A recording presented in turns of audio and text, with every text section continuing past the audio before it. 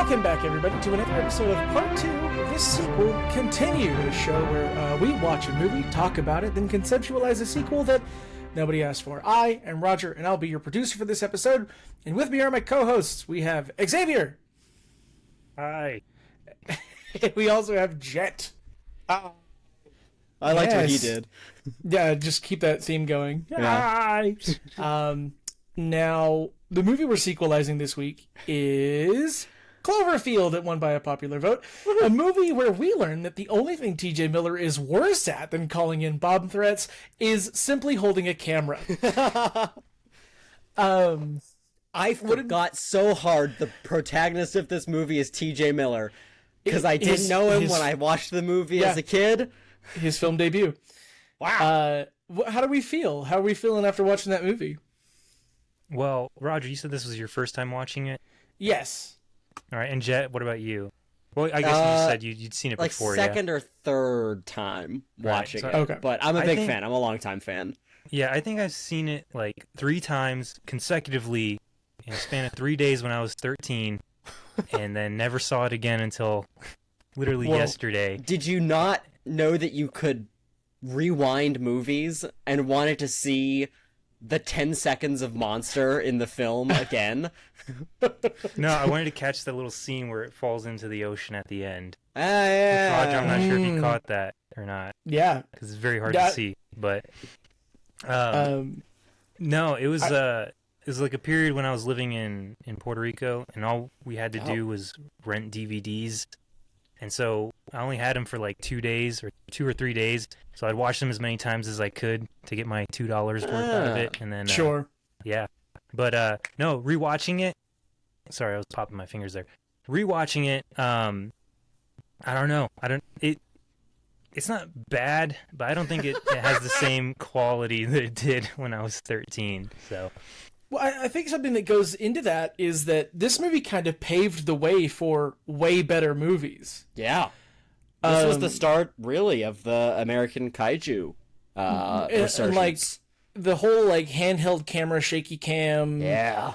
Like, here's what I'll say after watching it for the first time. It's not a terrible movie. I think it's fantastic. It is, however, very hard to watch. That it is.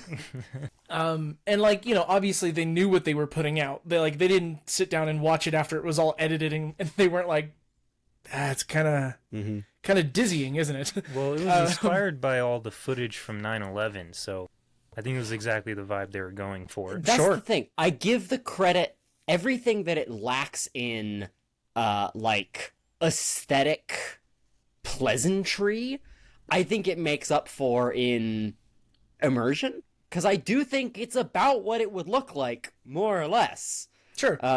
If CGI, something like this happened and someone well, yes, Xavier, except for the CGI. So this is the only movie that we have watched since I have lived with Jenna that she refused to watch. Oh. She had recounted that the first time she tried watching this film, she got so ill she threw up. Oh, God. And she was like, I can't do that again. Yeah, AMC was apparently warning people in theaters beforehand. I didn't see it in theaters originally. Well, it did give me nightmares because of the scene where a girl explodes. Oh, yeah. So we'll talk about that. I forgot about that until honestly, the reason I suggested this movie was because I listened to another podcast where they talked about it, and I was like, oh yeah, I remember Cloverfield. I remember really liking that movie. And I completely forgot that she blows up until they mentioned it, and I was like, oh yeah. And then rewatching it, I was like, oh yeah, this is it. Yeah. If the gimmick of a found footage kaiju movie where a giant monster attacks New York City appeals to you, and you want a movie that is that, I can't really think of a way to do that movie better than they did it. Interesting. Now, this is a movie, and like, this is going to sound harsh, this is a movie about people running from location to location and bad things happening everywhere. And having emotions. Oh, okay. Yeah, I forgot about those. There's so we're gonna character do a quick growth. there, Like I said little earlier, bit. the girl explodes. She grows for a second. The character growth in that is that she grows too much and her insides become outsides. Because the main character, I don't remember his name. His character progression seems to go backwards because he's longing for that relationship he had like a month ago, and that's all that's driving him the entire movie. I think so. Who you're talking about is Rob. Again, we'll talk about all this. I should have known that because T.J. Miller won't stop yelling Rob through that's the so whole funny. movie. That's in my notes. So with that, let's do a quick synopsis. All right. Now, before we start, it should be mentioned that we recognize that Cloverfield has spin-offs. Yes. Right? What we do on this show is not spin-offs. Yes. It's sequels. A direct sequel to Cloverfield has not been made to this day. And it's going to be hard to do, So, and I'm really counting on you guys. We're not speaking about the Cloververse here. So, in fact, I will be disregarding any like potential connections to expanded Cloververse media. Well, I'm glad you know them because I haven't seen those either. I have. So, but before we get started, sound the alarm.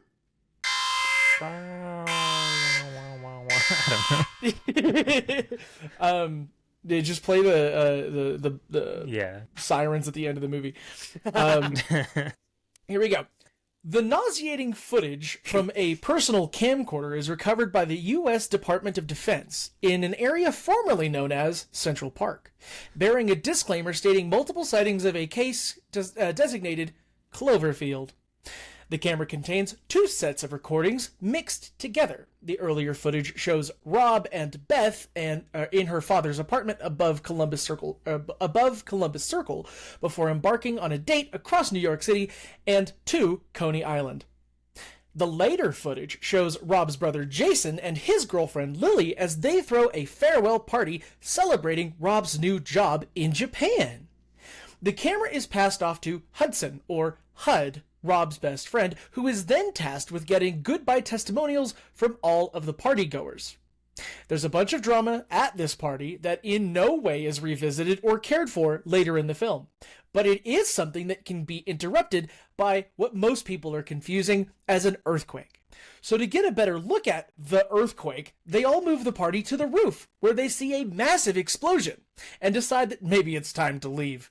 HUD continues recording for some reason. It's all he has, man. Yeah. It's all he has. Oh, I should mention here, because I didn't write it down, there's a girl at this party named Marlena. HUD really likes Marlena. Yeah. It's absolute mayhem on the ground level as the severed head of the Statue of Liberty is hurled through the city and conveniently stops right at the front door of our party's house. In the chaos, HUD spots an enormous creature several blocks away, collapsing the Woolworth building before finding refuge in a bodega with his friends. Once things seem safe enough, the crew all leave this relative safety to find that the film's budget just got way bigger. HUD, Rob, Jason, Lily, and Marlena sit and or stand amongst the rubble of a partially destroyed city and argue about what the best way would be to get the hell out of Manhattan. They all come to the conclusion that the Brooklyn Bridge is their best bet. While they, and literally everyone else who had this idea, are attempting this plan, Rob gets a phone call from Beth, and this is somehow enough to separate the group. Then a surprise tentacle destroys the bridge, killing Jason in the process. Everyone now has to run back. Looting starts surprisingly late when Rob really needs to charge his phone. They head to a closed electronics store. Sorry, I say closed, that's in quotations. A closed electronics store where news reports on the televisions show the Army National Guard attacking the monster who is dropping little angry baby crickets or something. Also SpongeBob is on. Yeah. Rob listens to his voicemail and hears a potentially final message from Beth, who claims to be stuck and bleeding. Rob, followed by HUD, Lily, and Marlena, venture into Midtown Manhattan to rescue her. Beth, that is. TJ Miller says Rob for the next 5 minutes, and then find themselves in a battle between the creature and the whole military. All of them. Yeah. They run into the subway, an almost free idea, which I feel like should have happened first. And after a rough phone call with Rob's mom, they decide to, quote, walk the tunnels. They find that a legion of rats are all fleeing in the same direction, and the team is attacked by the aforementioned angry little baby cricket things. While saving Hud from one of these little things, Marlena is bitten, and it doesn't look very good. The four escape the subway and enter an underground mall where they are found by soldiers and taken to a command center nearby.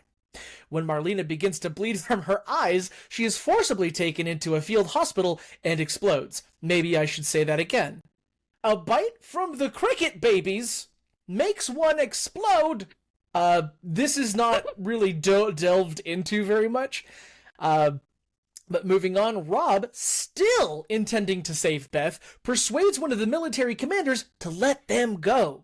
He is informed that when the last evacuation helicopter departs, the military will execute its hammer down protocol, which will destroy Manhattan in order to kill this monster.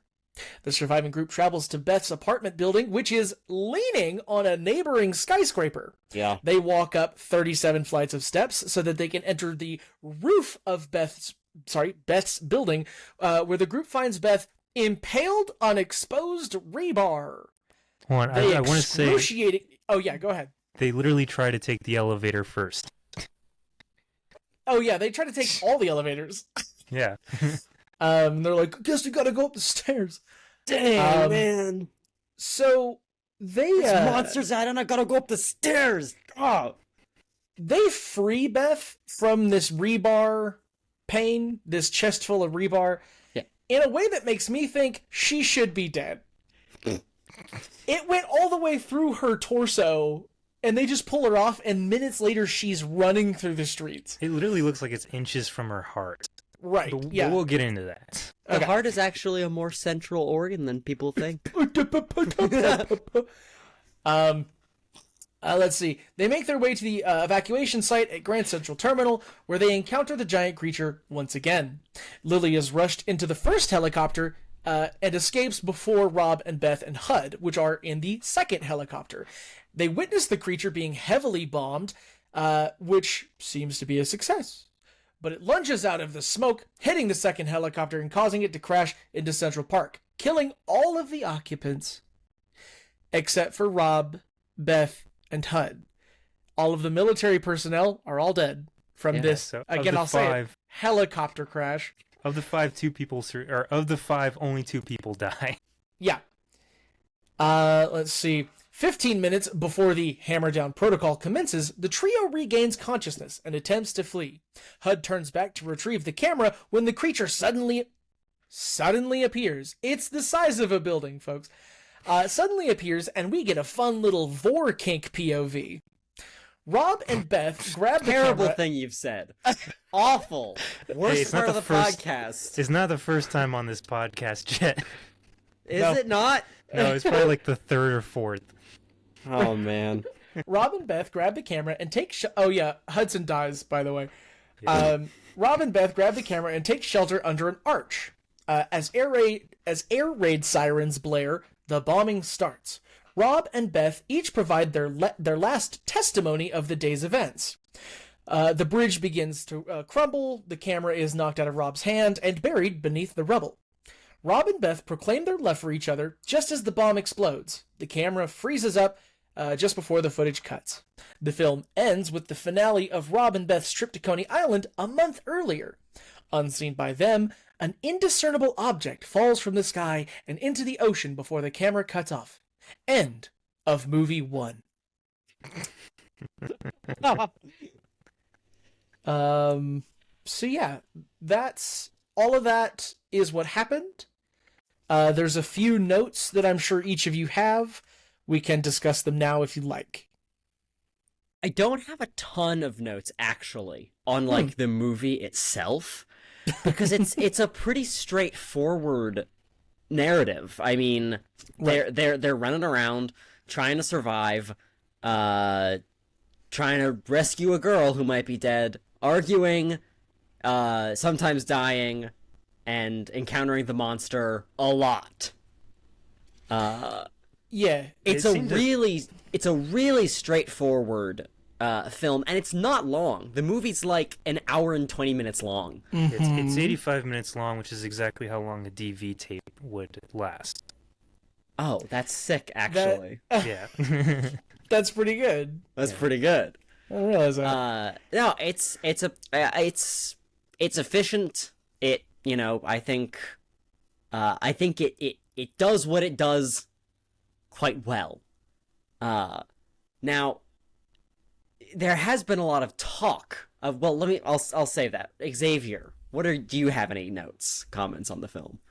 Notes and comments? No, not really. I forgot TJ Miller was in this until I started, rewatching it and whatnot. And, he does all right. He's really the only character that kind of keeps you in it and stuff. I think the funniest part, his funniest line is when they're in the subway and they're like, how scary would it be if a flaming homeless guy ran at us? But I really liked Beth, who has been stabbed in her apartment the entire film until they find her, has no idea what's been going on the entire time. So we get to have a person late in the film react to the monster again. Yeah. So when she sees the monster, like, from the apartment window, she's like, what is that? What is that? And Hudson, T.J. Miller's character, is just like, something terrible, it's really bad. Yeah, it's not great. And then they run into the smaller one, and she's like, what is that? He's like, it's something else terrible, let's go. Yes. The creatures that can bite you and cause you to explode can be killed with a fireman's axe. Yeah. We know this. They are, I think they're referred to mostly as parasites, which is one of the coolest concepts in the film in terms of like a very unique concept to a kaiju thing. The idea that a giant monster would have its own giant parasites that would fall off of it and also be a problem. Very fun. Ooh, something I didn't consider until you said that was that the creatures are not like a spawn of this monster. No. They're like fleas. Yeah, I didn't think about that. That's not something I considered. And I've always speculated that the reason they make you explode is like a chest burster situation, because we see a military guy who had been bitten rolled by and like his chest specifically is exploded. So I think they implant eggs through the bite.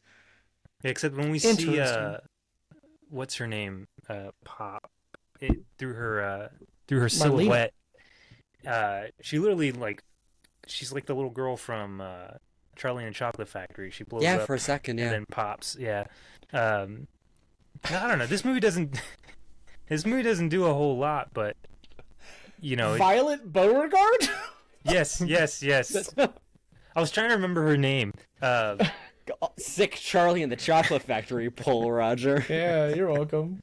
But yeah, no, it's an enjoyable movie. It's probably only worth watching a couple of times.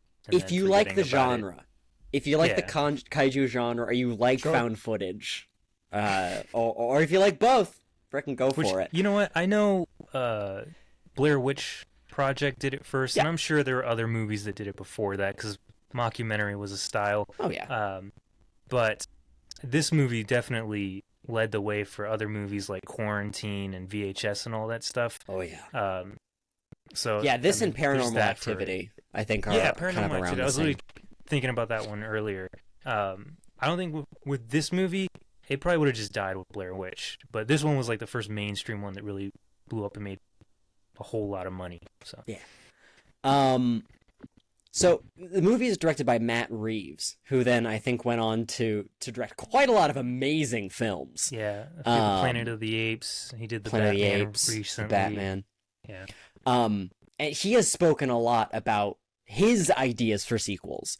And it's what he said, like almost immediately after the movie came out, is that he envisions that another movie could be essentially, like he said, like the cool thing about this is another movie could have been being made somewhere else at the same time. Basically implying that like there could be someone else also with a camcorder also filming the same attack. That's one idea, but it would be the same movie again. Yeah. Sure. So Roger, you said you hadn't seen the other Cloverfield universe movies, right? Correct. So I have seen the very end of Cloverfield Lane. Okay. Because you know this, we've worked in a lot of movie theaters. Yeah. Sometimes you just can't avoid spoilers for yourself. Well, lucky the for you, dumbest part of Cloverfield Lane. yeah, and the also end of the it. only part connected to Cloverfield. So Even vaguely. yeah, It's just like there's like a spaceship, right? There's Yeah. a whole creature. There's a Yeah, creature in Cloverfield Lane? Pretty sure it gets blown up with a truck. I haven't seen that Oh, movie right, in a right. while either. But it's not the Cloverfield monster. It's a different monster. Oh no, I don't Possibly. know. Yeah, So- I recall it being not the Cloverfield monster at all. Oh. The Cloverfield monster does appear at the end of The Cloverfield Paradox, Yeah, the Netflix movie. it shows it going through like a portal, and that's how you assume it got to Cloverfield. Eh. Yeah, it's I don't know much about all this hoo-ha riff-raff nonsense. no the other movies are. I mean, 10 Cloverfield Lane is good in its own right, and they should have It's a just very left good it psychological as thriller. its own movie, instead of tagging Cloverfield on it, because then it kind of spoils it too, doesn't it? I mean, spoiler for a movie we're not covering on this, but like the whole point of the movie is that she doesn't We know don't know if if this there's guy's telling actually the stuff truth or going on, right. yeah. But since it has Cloverfield on it, you know, like, oh, there is a huge monster outside. Anyways, we're not going to use any of those as reference. I think we're going to do our own thing. Yeah. It's going to be hard to figure out because, I mean, there's a reason why they haven't made a direct sequel, right? It's been, what, 12? No. Shoot, how Been a- long has it been? A hot minute. Like 16 13 years? years? Yeah, like 16 years. Something Yeah, like that? 16 years. Oh, man. So, So, I've got a few ideas, right? There's Matt Reeves' idea of the same events from another point of view. J.J. Abrams has talked about a sequel not being found footage. So it could be the same events as in terms of like the same monster attack, but through like told in a traditionally cinematic sort of Yeah. style. What if it was just the first film, but a it was normal an movie? It was external camera them following Hudson while with he's- his own camera? Ooh. well, there we See, go. and Job then- done. Okay, so that's so right. So the first movie is first person perspective. The second Yeah. movie then would be third person perspective, and then we do the third movie from a second person perspective. It's all from the monster's POV. Whoa! Whoa! What if the second movie is like a political drama, but it doesn't take place on Earth? It takes place on whatever universe this monster came from. They're trying to figure out, like, oh my God, where'd he go? We got to try getting him back. And then, boy. yeah, then they're maybe they're watching it through some portal, so it's like an even. I don't know what's more than third person besides like a fourth wall break. We're watching a theater of people no, watching no. Cloverfield. The sequel is like a camera, like a handheld camera, being illegally like in a movie theater, showing just- the events of it's a just- sequel. It's just a bootleg copy of the first movie, like Right. shot in a theater with people like getting up to go to the bathroom. Yeah, and stuff. getting Yeah. I do think, right? I think the point of the of making a direct sequel is to continue the story some way and do it in found footage, right? I do think that would be the most interesting. Yeah. So, I think main concept here, you gotta tell a direct sequel where the Cloverfield monster has survived and then resurfaces to fight a second monster. So We haven't seen the kaiju fight from the first person perspective, from the found footage. so it'd be like every Godzilla sequel with Yeah. found footage. That's And then this is right, where we 'cause find it- out that the monster wasn't bad this whole time. He was just fighting Yes. his little flea infection, and now there's an even Yes. bigger threat that he has to come The- at. That's the why he original attacked the Statue Cloverfield of Liberty. monster. Yes, he was a refugee, the last surviving child of an alien planet launched from a dying world, onto Earth. He's Superman. Okay, I was like, someone's gonna say it. I have And then to say it. in the second movie, he has to come to defend his new home from some new invading monster from space. Yeah, maybe like a bald guy with a bunch of money. Just a big, giant, bald man crashes Yeah. into the ocean and says, "Real estate." Yep. Oh, you know what? What was the Gareth Edwards Godzilla movie? You know how it follows the humans mostly, but Godzilla is like trekking across the planet to get to San Francisco or wherever it was. I can't remember. But it's because there was another kaiju Yeah. that was appearing. What if in Cloverfield it was the same thing, but this monster landed in New York, but there's another one on the other side of the country, and so we could follow somebody's found footage in, I don't know, say San Francisco or Seattle or something, as it's a completely different monster, which could possibly lead to another movie where the two monsters collide in Nebraska or something. You're thinking so far ahead. You're thinking real franchise. Can I material. actually Fight say it how out. much I Yeah. love the idea of a Midwest monster battle? That Well, there's just plenty of happens in space. You said- South what'd you say? Dakota. I said there's plenty of space, so Yeah, that's what I'm saying. Like, all the collateral damage would be like a barn. yeah. See, then it's kind of like mile marker. Nope, right? Like you can Yeah. have people like on horseback or like Twister or whatever, or like Oh, you know what? Screw the city. Yeah, let's just do like like some rural town being attacked by like a giant kaiju. What does that look like? And then since it's found footage, a good chunk of the movie is them just driving through cornfields. the movie is short. Where do we go? Clearly that way, and then they do. Why not? see. Hey, it would be low am- budget for sure. Something I do want to pitch here is that one of the main cast members, I believe, survived. Lily, yeah, Lily. the girlfriend of the brother. Oh, and Very good. apparently the dude that Beth brought to the party, he left Manhattan like immediately after he left the party. So, Oh yeah, because he wasn't in the Travis. apartment with her. Travis. Yeah, he made it out.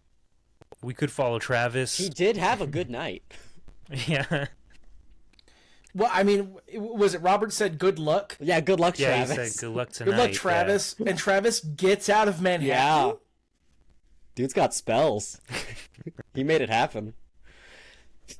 The thing is, one thing that I want thinking about this is if we want this to be a franchise, we need to make the Cloverfield monster, whose name is Clover, Okay. in pre-production. They Or called it Clover. cheese. Or Cheese. Yeah. Or Slusho. I think cheese was literally the name they gave the production to keep people from finding out. Yeah. Oh. So I'd have to Clover, check that, but I want Clover to be a franchise material monster, but Clover looks bad and gross. Yeah, So there's my- something very not mascot-like about Clover. So that's why I think if Clover was just a baby, right? This is the Superman pitch. And then we zoom forward when Clover appears again to fight a new invading monster. They can be kind of grown up and like they've got some maybe some like scales or like a snake skin, like some kind of a not gross wet looking skin. Right. Maybe all of his internal organs are on the inside now. to imply that it Maybe- was like an infant in this movie. Yeah. Yeah. It's grown up. Okay. It was Yeah, just and throwing a now tantrum actually this looks- whole time. And now actually looks kind of cool instead you- of gross would you and weird. would you keep that weird pale skin color? God, or... God, not if I can avoid it. What about Yeah. the little sacks that kind of like? I would love to. I would love to not have the sacks. The weird, like Princess Leia bun, like head sacks that inflate. Yeah. I'm not.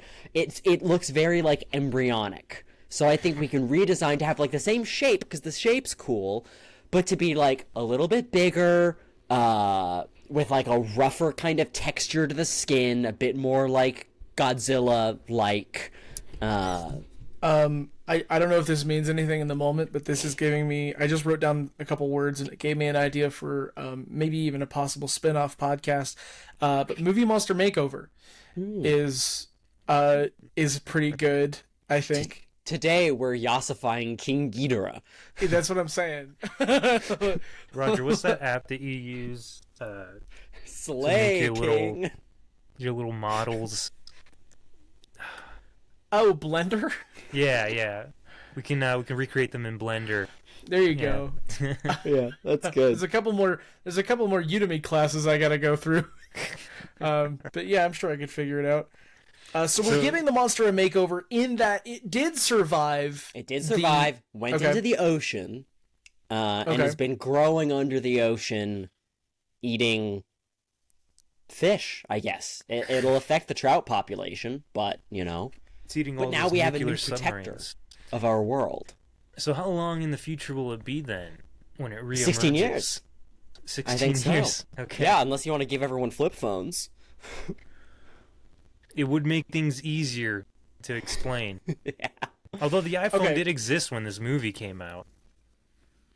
Gross. Okay, so beginning of movie, are we following are we following multiple people? Is this I forget the word whenever a movie has like a whole group of main characters. Ensemble. Ensemble. Thank you. I think that would be entourage. That would be an easier way to tell, like, the full story of this second monster crash landing. So perhaps it starts and then, like, whoever is filming this first monster, or this new monster that crashes, ends up freaking, like, beefing it, at some point as this second monster just destroys an entire city in the opening sequence. So this takes place in, like, current time, yeah? Yeah. Okay. I like the idea of mashing multiple cameras from different places. I was going to suggest, like, a TikTok hodgepodge montage of, like, just different people experiencing the different monsters. A bunch of video essays on YouTube. Yeah. Yeah. I think that's cool. No, I love the idea of it as, like, a multimedia thing. And you even see, like, stuff people were, like, saying about the original attack. You just, like, conglomerate all kinds of coverage. You can cut to any visual image and show that. People are posting on their Snapchat stories and... like CCTV footage. Yeah. That's a cool way to kind of comment on how much more everything is filmed in the modern age.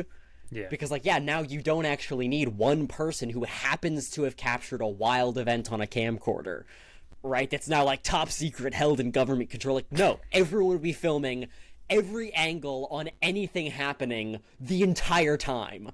Yeah. It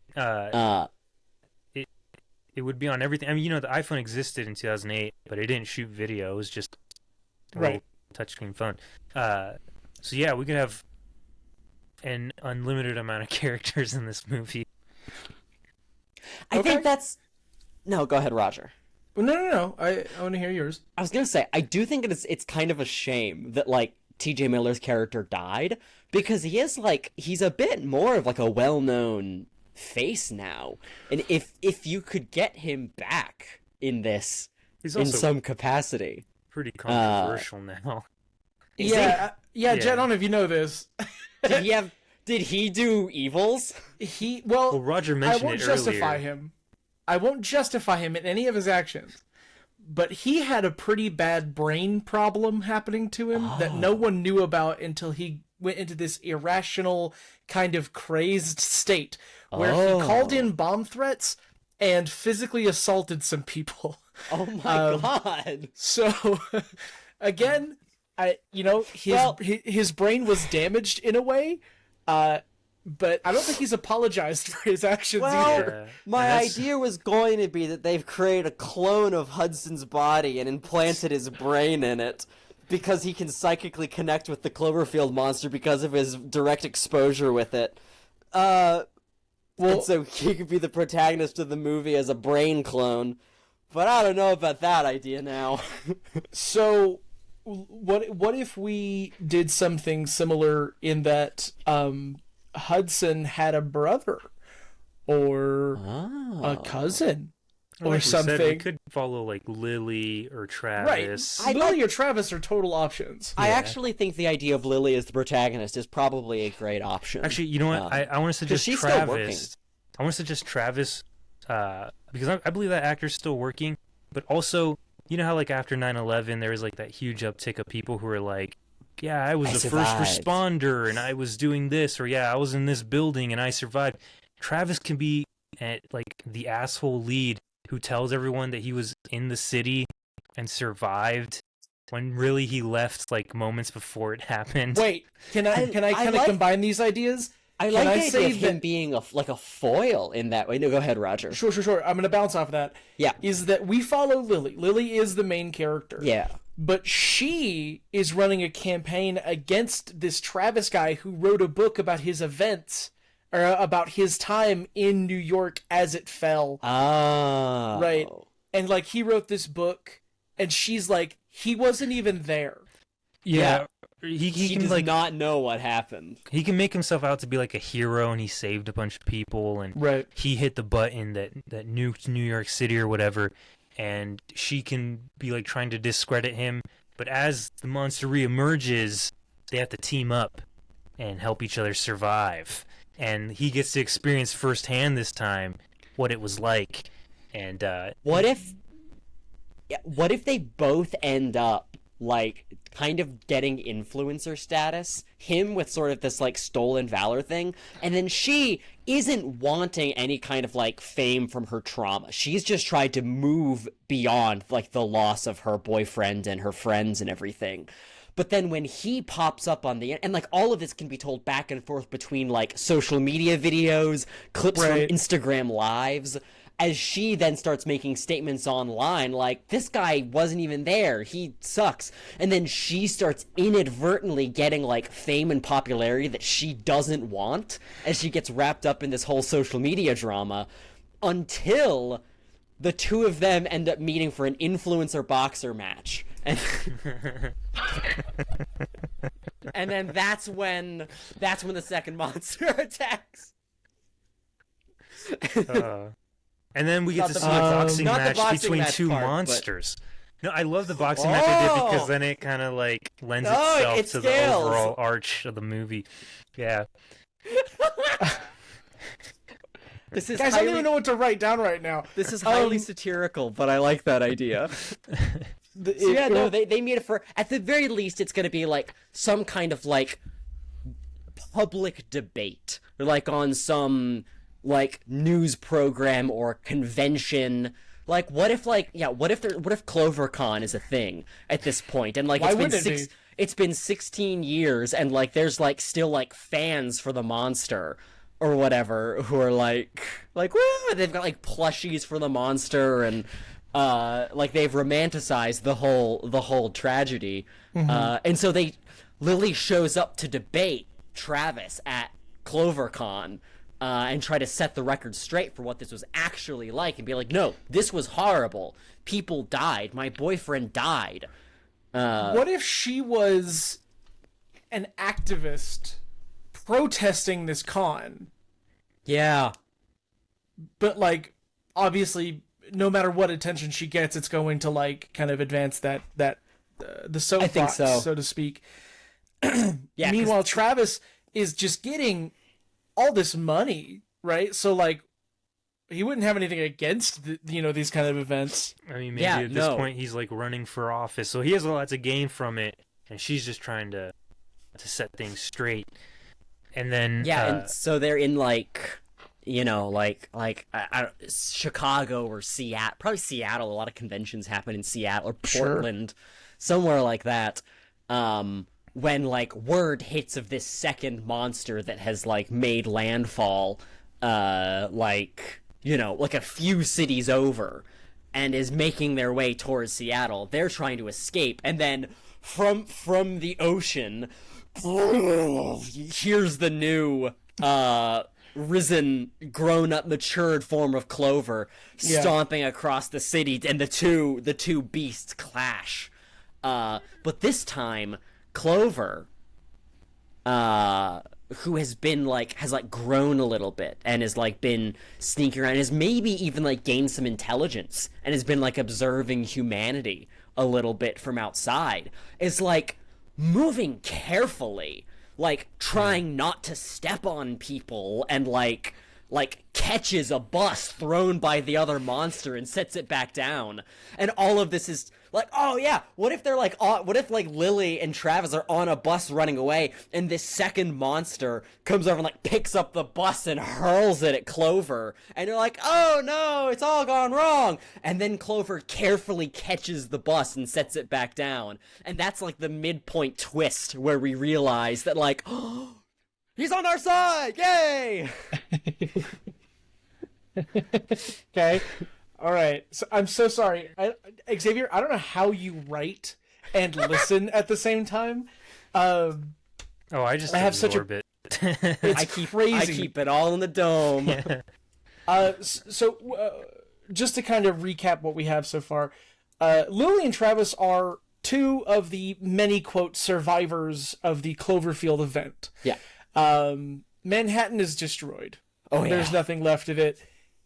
Travis got out early, but is writing this book, kind of Jett used the phrase stolen valor, and I love that for this situation. Yeah, he's gotten major fame and popularity talking about this event that he wasn't really there for. Right. And eventually even pandering to the Cloverheads, you know? Exactly. And Lily is more or less the protagonist of this story, who just kind of wants to move on from the whole thing. You know, it's already been such an amount of time, but it keeps getting pushed back in her face by social media. Even news sources who are giving Travis a platform to stand on. You know, she wants to set the record straight. Probably a lot of people being oh, we should not have killed this sweet precious monster that was just confused, you know, which ends up being not entirely incorrect, right? But that's another thing. Since the original movie, the title is literally a code name for the incident, would people know what happened in New York, or would they just assume the Russians attacked or something? I think the tape got leaked. Yeah, it got leaked and got a theatrical run, and that's what we saw last night. Yeah, that was the ARG. The ARG was this leaking of this military tape to reveal the truth of what actually happened, because the government tried to cover up that it was a giant monster, and then as soon as this tape leaks, it becomes a fandom basically. Sure. Now, I will say all of that, everything we've covered, has to happen within the first 15 to 30 minutes. Because the rest of the movie has to involve 1 to 2 giant things that the human element are all running from. Oh yeah. So we agreed Seattle was the answer here? Yeah, I think they end up meeting in Seattle. Yeah. Okay. Either that or the conference is in Seattle and Clover surfaces in Seattle, and then they flee over to, I think Portland is over from Seattle, flee south. eastward. Or you know, maybe they end up in LA, or they flee some direction and end up in a different city, and then that's where the monsters actually clash. Okay. So Clover, this new made-over monster, looks significantly different, maybe even approachable. Mm-hmm. What is the What is the moment other monster look like? There's that. That's my second question. My first question is, how do they know it's the same monster as? How do they know it's the same Clover? Same shape, same same jaw, same huge big mandible arms, just but this time with eyebrows. Now with friendly Thorborn eyebrows. Yeah, it's got a big clover leaf tattoo. Somewhere. Yeah, so of course. He's inked up. It's familiar with the lore. But yeah, what is it fighting?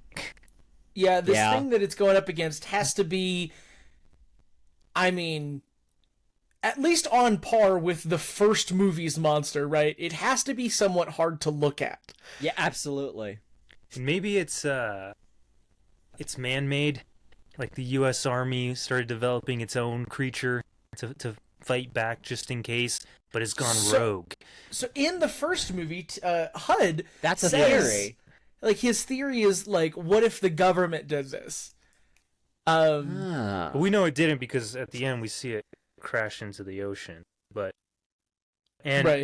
in Cloverfield Paradox, we see it go through a portal. So They could have taken genetic material from the site formerly known as Central Park. Perhaps even like got DNA from saliva off the body of Hudson. Hey, Oh oh no, hang on. wait a minute. Hang on though. You gotta say it. What? Is it going to be a giant Hudson? They tried to clone the Cloverfield monster from saliva off of Hudson's body, but then some of Hudson's DNA accidentally got into the second monster, and he's having a hard... it wouldn't have his memories or whatever, but No, it'd be sure. like some human DNA is in there. It would be the monster, but with like his Jewish curls.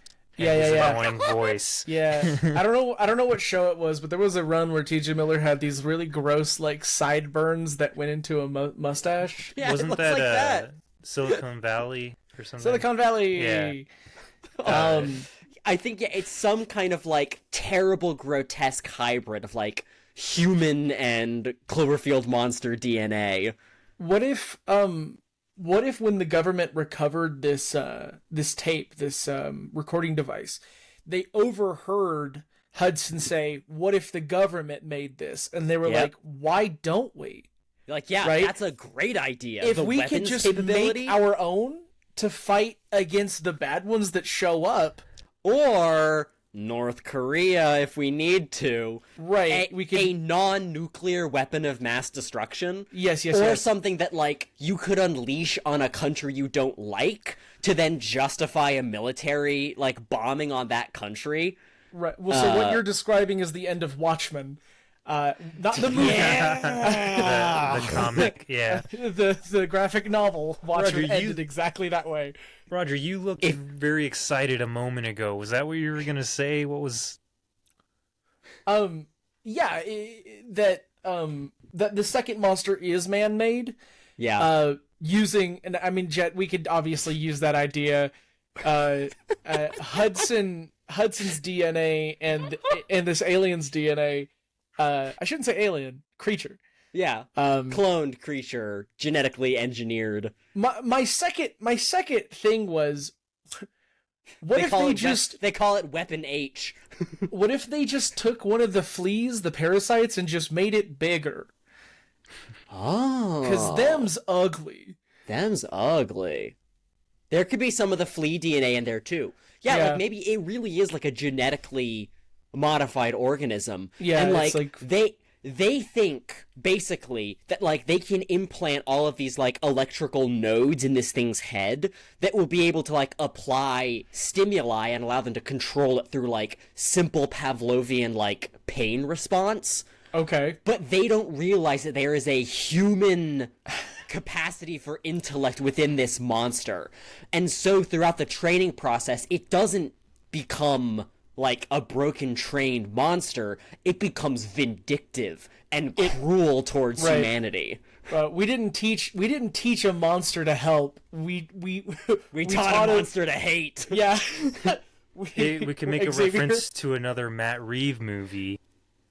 And at some point the monster is asked to do something and they're about to like says- punish it and he stops and he's like, no.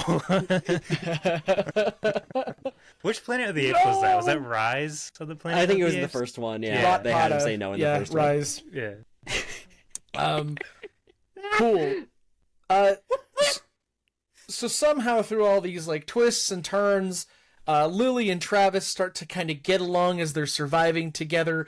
They discover that This monster is the same monster from before that was just kind of grumpy about its flea problem, and this other monster, it suspiciously kind of looks like their old friend Hud, but they're not sure why. It's got like kind the of a same coincidence. hair and like It's an got Yeah. like oversized curly button hair up like running like all the way down its back. instead of like the Godzilla spikes. Yeah. Yeah, yes. Yes. Awful. And so the monsters fight. There's a clear winner. Yeah. Probably they have to at some point like commandeer some like military technology or whatever and Sure. and distract the new terrible monster to give Clover an opportunity to use its radiation spit. I don't know what kind of, it has new powers now. Yes. So, I think we have to figure out what the two main characters' goal is, Travis and Lily. Because in the first movie, obviously, they had the stupid goal of trying to retrieve Beth, which was literally a hopeless cause. Yeah. Yeah, what's a goal they can have other than just like escape and live? Maybe it could be like Moonfall, where maybe Travis is running for office and he has like a special like bunker that they can escape to. So they're trying to get to that, and despite the fact that she's been, kind of demeaning him this whole time, like trying to call him out and stuff, he wants her, to help him through the city because she's the only one who's actually survived this monster before. Yeah. As a reason for him not to just immediately ditch her, right? So yeah, maybe they're trying to get to some bunker or Yeah, he might have something. like, I don't know about the running for office angle. I feel like that would be hard to convey. I like it as an influencer. I feel like that speaks really much to modern day. But I think we can still do the bunker thing. Like, I think a twist with Travis could be like, you think he's very deeply unserious about this whole thing, but like, he had people who died in that attack too. And even though he's like hasn't been drilling in on the negativity of it, and has been trying to use it for gain, his perspective is like why not? Like, if we can use our trauma in some way to like gain something, like why not? What's the harm? And her perspective would be like we can't use people who have died, and tragedy for our own gain. And so that's kind of an intellectual debate throughout the whole thing. But you do find out that he does take this very seriously and does have has used his influencer money to like build safe houses in like every major city that he travels to. So they're trying to get to the safe house. We do find out that all of those safe houses are for him at any given moment. Yeah. But thanks to Lily, who kind of opens up his mind and he gets a better heart, he releases the passcode to like as a broadcast. Yeah, because she's like, well, if we're going to use our trauma for gain, it should be for everyone's gain, Right, not just yeah. our own. People should be able to learn from how we've suffered. And she kind of is able to twist him into a bit more of an altruistic Well, yeah, he learns to live character with as his, she learns to not just try to ignore what happened, but accept it and advance from it, not just forget it. Hey guys, we're kind of ultimately- teetering into a good movie, so I mean, we can make a We good could always movie go every back once to in the- a while. Yeah. We could always go back to the boxing brain match. clone implant of Hudson idea. Yeah, He's got a well. camera in his eyeball now. Well, no, I mean they'll learn to like. I mean, they both have survivor's guilt different ways, so they'll ultimately be Yeah. able to like relate and have some kind of solution there. Synthesis, right? Yeah, Right. You find a synthesis of their different perspectives of a good way on how to progress from trauma in a way that does good. But of course, all we care about are the monsters fighting. So, Oh yeah. Yeah. they'll ultimately have a showdown. The humans will figure something out. Should we? Is this the climax? What would the climax be aside from just the showdown with the two monsters? I'm so sorry, folks. I'm looking at something here. something. What could it be? Does he know? What is this called? Oh, it's in Seattle. Okay. Sorry, the I was needle? looking. You're thinking of I was Space looking at it Needle? for the Space Needle. I was Yeah. like, The Space Needle, though. Yeah, finale of the movie. They probably end up in another helicopter. And like the helicopter's flying way too close, and Lily's like, "Are you crazy?" And like grabs the controls and like gets the helicopter far away for the action. And we watch from afar as Clover drags the monster up to the top of the Space Needle and impales the monster. Impales it. Yeah, like much like Bane breaking Batman's back, he just kind of Yeah, it drapes over, and as the monster's dying, it's just screaming the name Rob, and no one knows why. He remembers. Yeah, it's always been in there.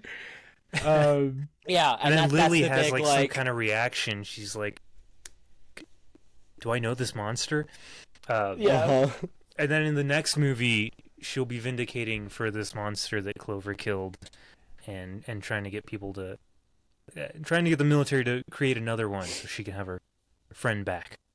Some semblance of normality from the before times. There's a trope that I really like. I think it's the first time I saw it was in Dead Rising 2, where the zombies had like a support group, like protesters were like advocating for zombie rights. Yeah. And I just really like the idea of like an animal activist, like progressive group trying to like, you know, monsters deserve better, and like they all have signs of like the Space Needle with a red circle and line through it. Yeah, Clover like roars victorious and then returns to the sea. And we learn that maybe even though we enter this world scared and confused, maybe we can learn to use that trauma to protect each other. And that's Sure. that's a move. Yeah, sure. Do we need to recap that? I feel like that's all very. I feel like we just laid it all out. Yeah. We laid it all out. Roger's gonna try it. I'm Try gonna it. check because I started to write something down and I can't fucking do it. Lily and Travis, the two I'm gonna call them keynote survivors from the Cloverfield event, have survived this long, each coping with this traumatic event in different ways. One's trying to move on, the other one is getting a paycheck, baby. Lily decides that she's going to interrupt the infamous success of Travis, who she knows at CloverCon he's going to be speaking about his book, The Survival of Cloverfield, or I don't know the name of a fictional book. And this is in a world where everyone has seen the theatrical release of the Cloverfield tape, which was the movie that was leaked. Yes. Obviously, his book would be called Escape from New York, but whatever code name they give New York now, because he's not creative. Right. He's not at all. And so she gets there. There's this huge public bout, and as things start to come to a head, where you're like she's gonna get kicked out by security or something, the building begins to rumble. A brand new monster has been spotted. There's news stations playing the footage all over the stadium or whatever. We're cutting to clips of various social media feeds from all over the city. You've got, I can't think of a single influencer's name right now. The first one I thought of was JoJo Siwa, so we're going with it. That's so funny. That's the only one I can. Xavier, who's that guy? The Mr. older Hamilton. one now? I don't know. No. The one who was on Vine. Oh, I mean, there's Jake Paul. And, no. And what's his name? His brother. I can't think of his name right now. It doesn't matter. Logan. Logan Paul is somewhere filming a corpse. We know that. Yes. Yeah, but like a lot of, intermingling, reports coming in from all across the internet, of this new monster terrorizing a town. Somehow we get to Seattle. I forget how we did this. So they're in Seattle for the conference, and then Clover comes out of the bay in Seattle. Yeah.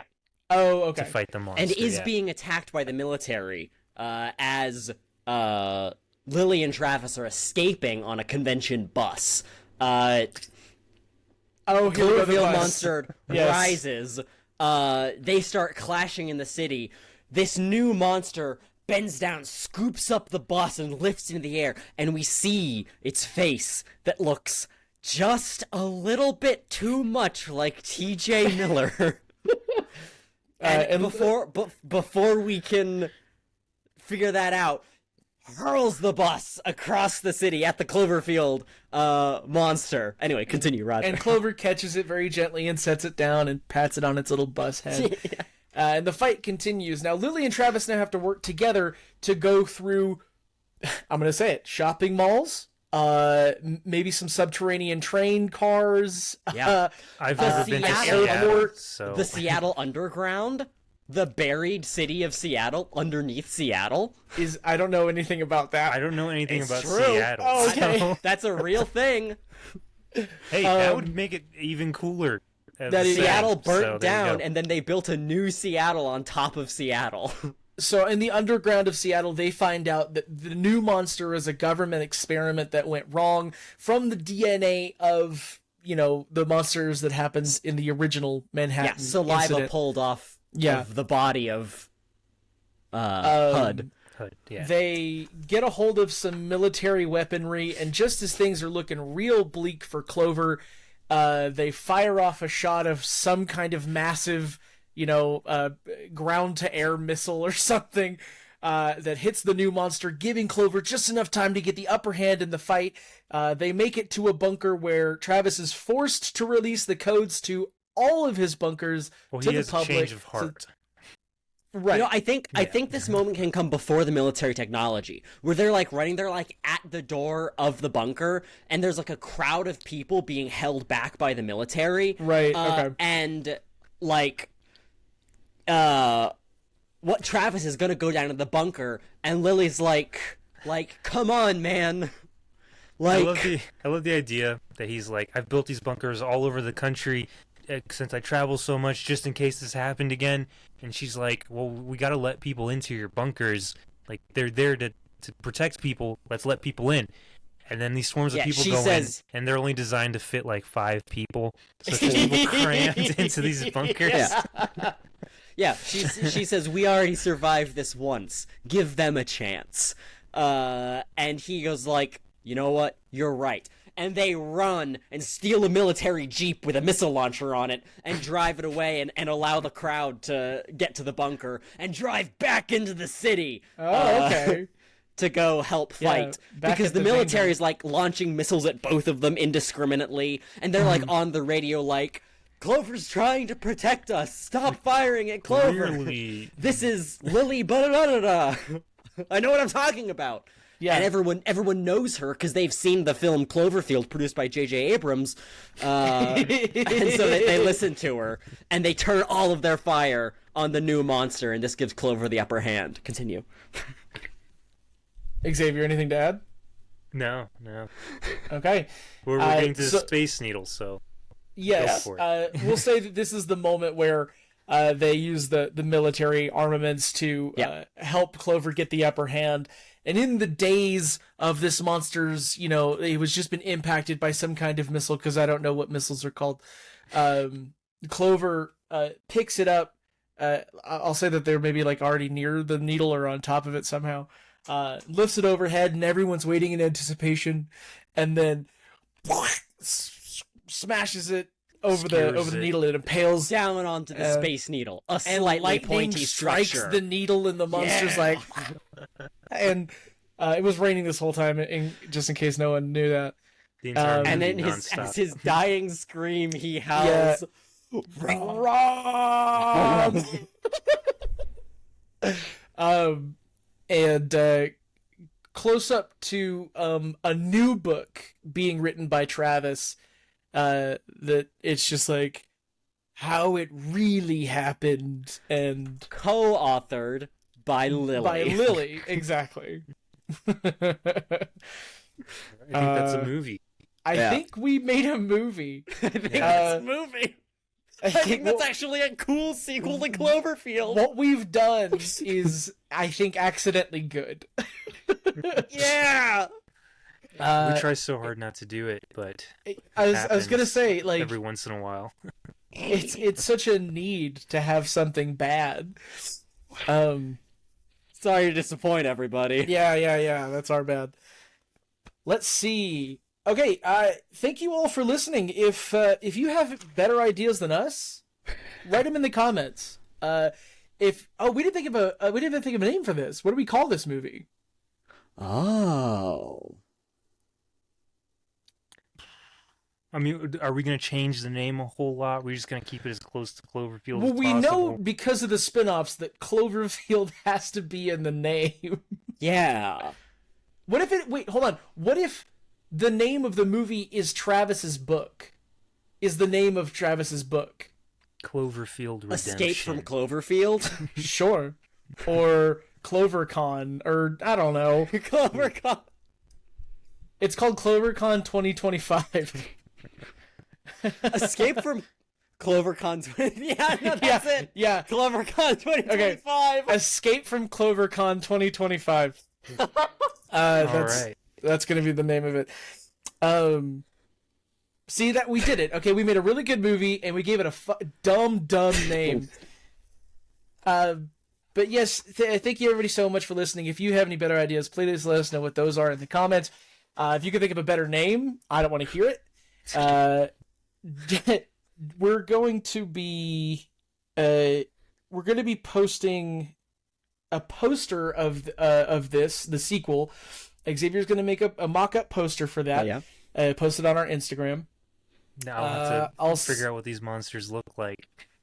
Oh, fair. Yeah. If any of this is deeply insensitive to real problems that are happening in the world, I don't know about those, and I'm sorry. Right. I want to apologize to TJ Miller for maybe getting his hopes up and starting a new career as a better actor. Yeah. Or maybe as a movie monster in the future. Keep a lookout for movie monster makeovers coming this Our new fall, podcast. I've decided. And how else do we end the show? Jet, do you want to pitch your socials really quick? Yeah, you can find me mostly on YouTube at youtube.com/JetCuso, where I make toy videos about toys. Hey! But not in the way you think. Xavier, anything to pitch here? Yeah, you could follow our socials. They should all be part2_pod on most platforms. We'll also just link to it down below in the descriptions. And yeah, give us a follow. Be sure to vote on what movie we'll do next. And did you guys have any ideas for movies this week? Man, I thought you were about to just like tell people to vote, and I was like, No. "You've never done that." So last time, Xavier, you brought 3 movies of somewhat similar sort of Which, by the way, style. still very lopsided in the results. Yes. Yeah. I have, and we can cut this part out if we don't want to do this. I picked 3 movies that have a similar sort of connective tissue between them. You can do that in the next episode. Okay. Because you'll be producing that episode. True. Okay. Fair. I have picked 3 movies. What do you got, Roger? For the next episode. These all have a familiar theme. Maybe, if you're smart, you can pick that out. The first one, starting with Wild Wild West, 1999. Do these all the have next one giant is- robot spiders in them? You wish. The next one is Cowboys versus Aliens, 2011. Okay. Okay. And the last one is Westworld, 1973. Excellent. So Excellent options. Metal. That's which- the linking theme. metal is what you said? They all have metal in them somewhere. So be sure to vote on whichever movie you want us to sequelize next time. That's Wild Wild West, Cowboys versus Aliens, or Westworld. And thank you to Peyton Pedkus for the music on the podcast. We appreciate you very much. And we'll see you next time on part 2. The sequel. Continued.